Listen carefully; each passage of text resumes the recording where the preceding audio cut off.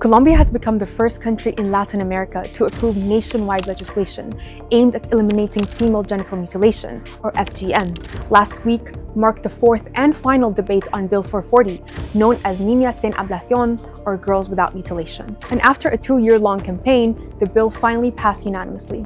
However, it still needs a signature from President Gustavo Petro before becoming law.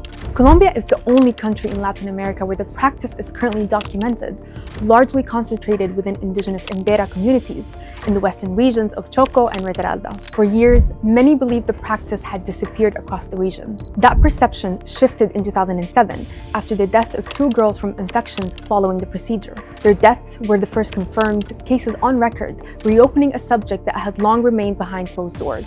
The World Health Organization classifies FGM as a human rights violation, describing it as the partial or total removal of external genitalia for non-medical reasons. Globally, an estimated 230 million women and girls have undergone the practice. Lawmakers behind the bill say official numbers barely scratch the surface. Between January 2024 and March this year, fewer than 100 cases were recorded nationwide, most involving infants under the age of 1. But co-author of the bill, Carolina Geraldo, says the true number is believed to be significantly higher. Part of the problem, advocates say, is silence. In Embera communities, the practice has long been treated as something private, even sacred, and not to be discussed outside the family. That secrecy is exactly what this new law aims to confront. Rather than criminalizing the practice, the bill takes a preventative approach. The government will have 1 year to develop a national strategy focused on public education, training for healthcare workers, and improved monitoring of cases.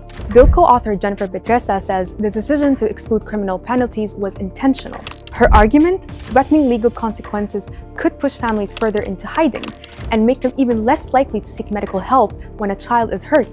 For indigenous leaders who pushed this fight for years, last week's vote was as emotional as it was political. Outside Congress, advocates described the moment as the result of decades of work finally paying off, while stressing that legislation alone is not enough.